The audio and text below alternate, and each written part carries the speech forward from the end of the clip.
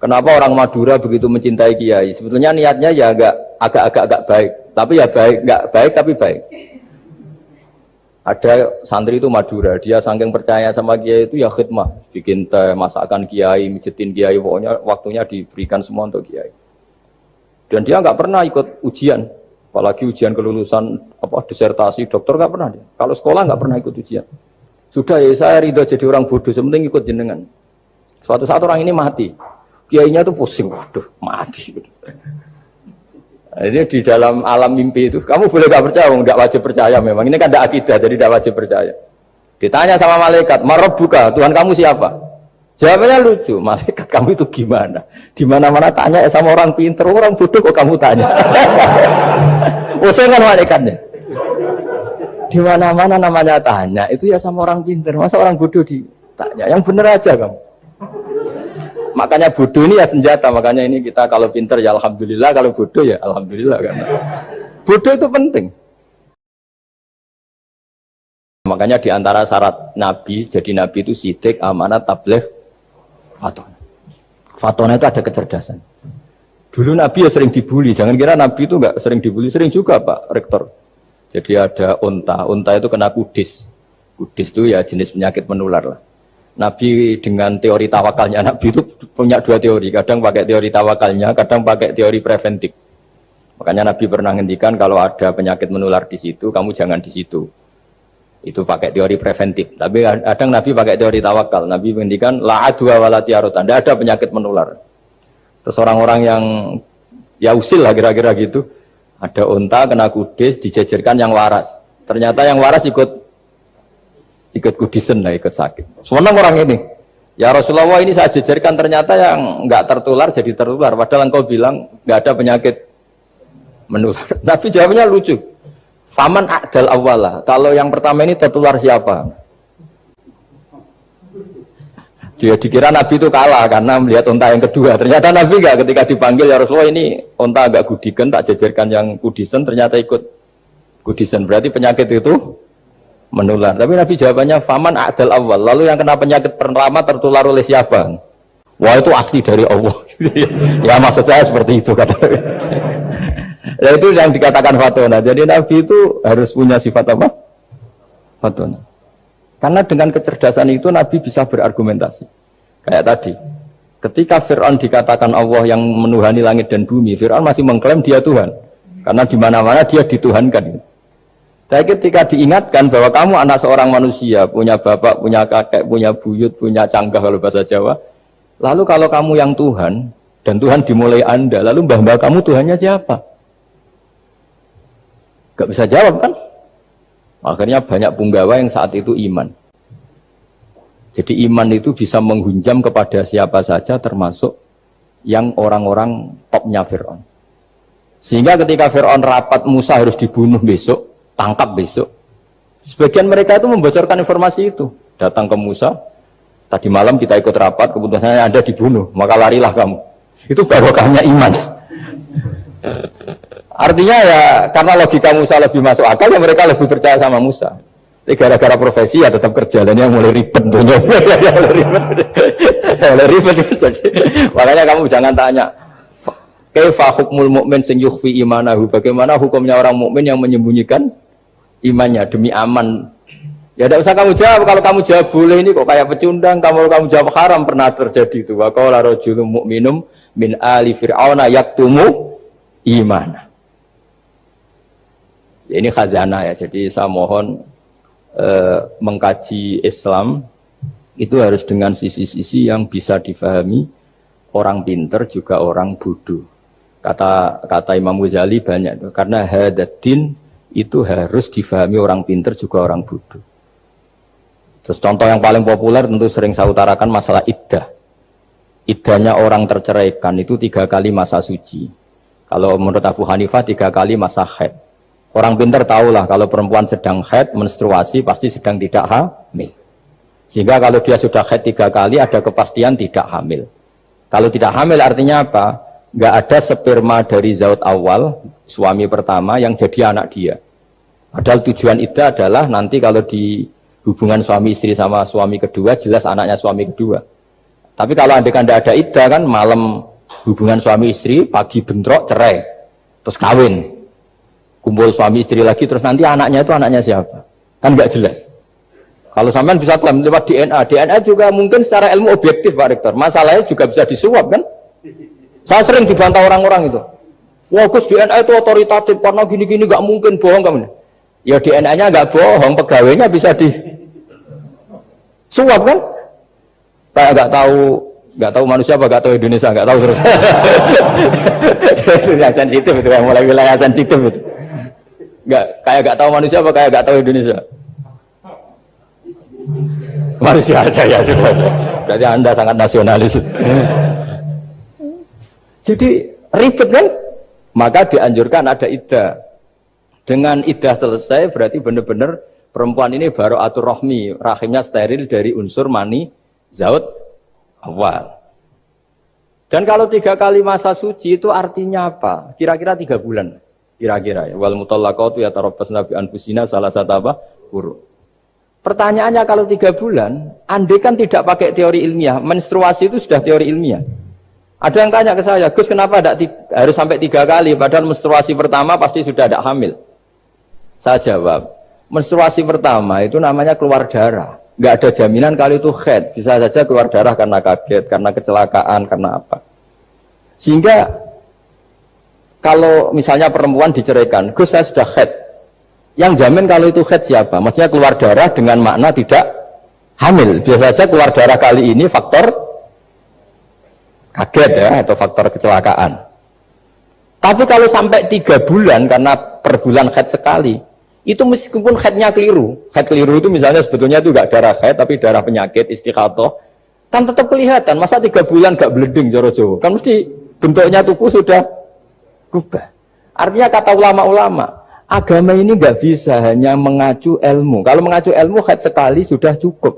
Tapi kenapa harus 3 kali? Karena 3 kali orang awam tahu semua kalau itu sedang hamil atau tidak hamil.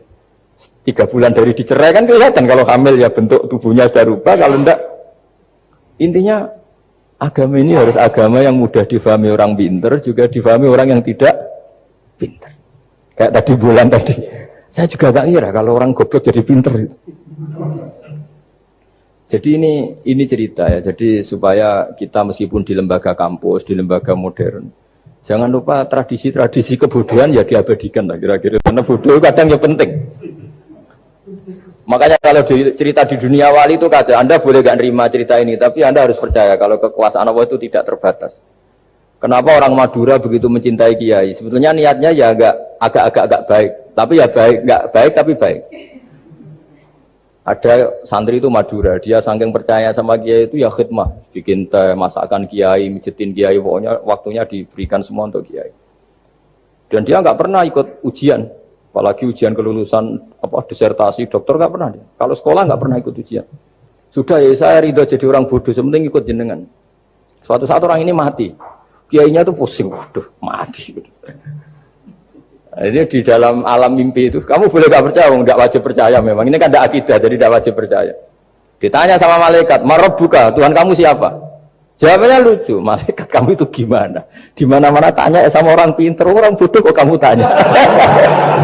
Usengan malaikatnya.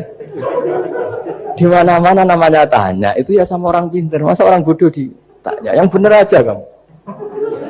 Makanya bodoh ini ya senjata. Makanya ini kita kalau pinter ya alhamdulillah, kalau bodoh ya alhamdulillah. Karena bodoh itu penting. Kalau negara ini tidak makmur, yang disalahkan mesti para rektor. Gunanya apa ada rektor kalau nggak solusi bagi bangsa ini? Orang bodoh pasti nggak disalahkan kan? Nanti kalau ada hisab, kenapa Indonesia carut marut? Yang dipanggil Allah itu menteri, rektor, pasti itu. Apa kontribusi Anda sebagai orang pinter, sebagai profesor, sebagai orang bodoh aman?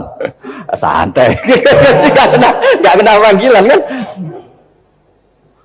Karena Anda harus bertanggung jawab. Akhirnya terus malaikat tanya, lalu yang pinter siapa? Yang di atas itu, kiainya yang nalkin itu, yang di atas itu. Walhasil kiainya itu karena wali itu dengar. Ya le cung bodoh kok terus nganti wis mati. bodoh kok kamu bawa sampai mati. Jadi kadang orang bodoh itu ya pinter tadi, malaikat kamu itu gimana? Di mana-mana tanya itu ya sama orang pinter. Orang bodoh kok kamu tanya? Ya ribet kan kalau sudah ketemu seperti itu. Lah Nabi juga sering ngalami dialek sama orang bodoh. Kadang Nabi yang ngalah, kadang logikanya orang bodoh itu lebih gampang. Itu ada orang pencari dop itu semacam kayak biawak ya. Tapi tidak biawak, kayak semacam biawak. Itu ketemu Nabi, kamu tahu kalau saya ini Rasulullah? Tidak tahu ya.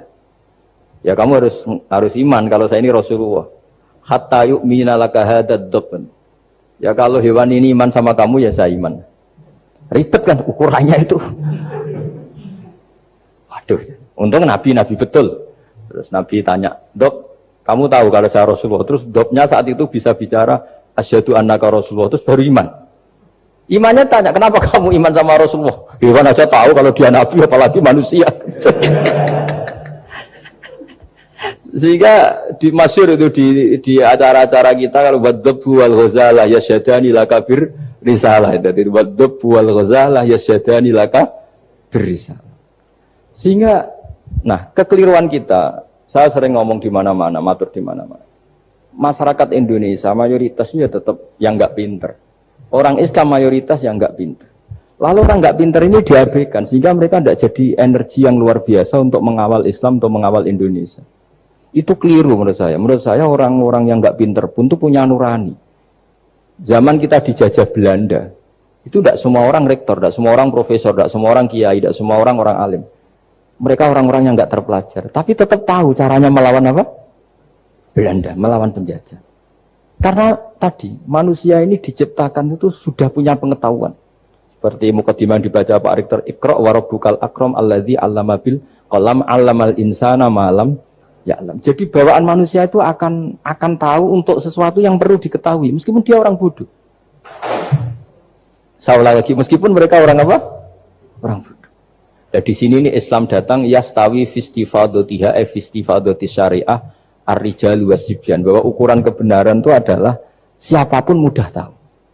Bahwa angka 2, angka 3, angka 5 itu adalah far'ul wahid, cabang dari angka 1. Fal aslu huwal wahid, yang asli adalah angka 1. Dan 1 ini harus 1. 0, itu ditemukan untuk setelah ada angka 1, jangan keliru kamu. Tanpa ada angka 1 tidak ada 0, 0 ada gunanya kalau ada 01. Misalnya ada orang bilang, tapi kan ada 0,5, tetap saja harus ada angka 1, nggak bisa. Kamu bayangkan 0,5 kan karena ada 1. Artinya apa? Kamu bilang separuh dari 1. Tapi itu pun karena sudah ditemukan aljabar. Makanya kalau dalam matematika Arab, mungkin di sini banyak orang eksak. Kalau matematika Arab itu mudah sekali, Pak. Orang Arab itu nggak mau bilang 2,5. Misalnya zakatnya tijarah itu 2,5. Itu kan kalau kita zaman SD kan garap porogabit. Itu orang Arab nggak mau. Saya pernah cepet-cepetan garap matematika, yang ahli matematika sama saya, itu cepet saya. Karena saya pakai matematika bodoh. Justru itu gampang.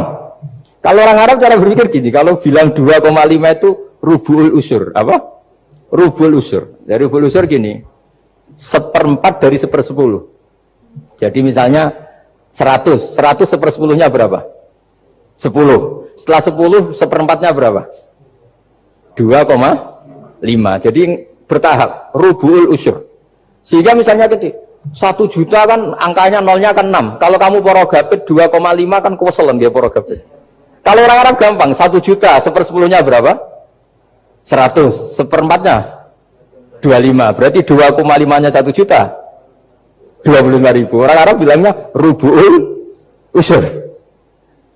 1/4 dari 1/10. Jadi di 1/10-kan dulu, baru di 1/4. Jadi lebih cepat. Sampai pakarnya tanya, Gus kok bisa gini? Wah, aku anak kiai ngawur. Saya ini, makanya banyak orang pesantren itu pintar matematika. Sebetulnya matematika yang model, ya sebenarnya kayak ada model bodoh itu. Tapi itu gampang, orang awam gampang. Kalau kita kan enggak, misalnya zakatnya zuruk, zakatnya tanaman tuh 1/10 atau 1/20. Kalau orang Arab enggak mau 1/10 atau 1/20. Berarti kalau 100 ton atau 100 pintal berarti berapa? 10 atau 5 kan? 1/10-nya 100 berapa? 10. Kalau 1/20-nya 5. Kalau hitung-hitungan di fikih zakat orang modern kan 1/10 atau 1/20. Kalau orang Arab nggak mau bilang gitu. Zakatnya zuru itu al-usyur 1/10. Berarti per 100 ton misalnya 10. Atau nisful usyur, separuh dari 1/10. Jadi nggak mau bilang 1/20. Usyur atau nisful usyur. Gampang mana coba? Ya kan, usurnya kan 10. Kalau nisful usur 5 atau 1/20. Daripada gawe para gapit, wah seruak. Jadi kita ini yang kelihatan goblok matematikanya ya pinter juga gitu. Meskipun ya tetap goblok karena ada anak kuni gitu. Sehingga di pondok itu ya dulu diajarkan faraid, falak itu ya gampang sekali karena memang hitungan Arab gitu. Kalau bilang 2/3 itu sulusani apa? Jadi 6. 2/3-nya 6 berapa? 6 sulusnya berapa? Sepertiganya 2. Nah, sepertiga itu sepertiga 2 kali. Berarti berapa? 4. Ya, 6 itu 2/3-nya kan? Pokoknya bahasa Arabnya sulusan. Kalau orang terjemahnya berapa? Kalau orang 2 kali sepertiga, Pak. 2/3. Sulusan itu 2/3. Nah, itu kalau orang Arab bilang enggak 2/3, sulusani. Sepertiga 2 kali. Jadi 6 di sepertiga dulu 2. Nah 2 itu 2 kali. Berarti berapa? 4. Jadi itu. Nah Quran itu ya kira-kira gitu. Jadi kelihatannya goblok, tapi itu pinter itu. Yang porogabit kelihatannya pinter, tapi tidak pinter. Ukuran orang pinter mempermudah yang sulit. Jangan mempersulit yang mudah kan gitu. Makanya saya bilang ini yang pinter yang mana. Nah, saya kembali lagi ke tadi. Jadi agama ini datang dengan sebegitu mudah. Sampai matematika yang katanya sulit, itu matematika Islam itu mudah sekali. Karena tadi, misalnya kalau 1 miliar zakatnya 2,5% berapa? Kan pusing kan? Tapi kalau kamu pakai teori rubul usur 1 miliar, usurnya 100 juta. 1/4-nya 25 juta. Berarti per 1 miliar. Gampang mana coba sama ngomong itu? Nanti ada yang nyeleduk, gampang kalkulator Gus.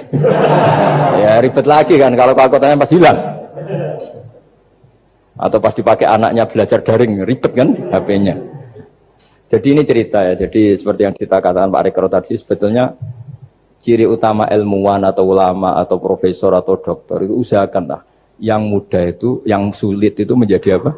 Mudah. Yuridu wa bikumul yusra wa la yuridu bikumul usra. Sehingga kata Imam Alamudi, dia menjadi wali besar itu justru karena belajar tauhid.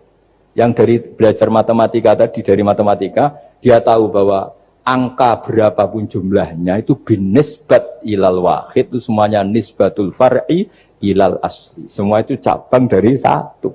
Alam ini kayak apa besarnya, apa Mars, ada Jupiter, tetap semuanya nisbatnya ke Allah adalah nisbatul far'i ilal asli. Semua itu diciptakan oleh pokok yang satu, yaitu Allah Subhanahu wa ta'ala. Saya kira demikian. Assalamualaikum warahmatullahi wabarakatuh.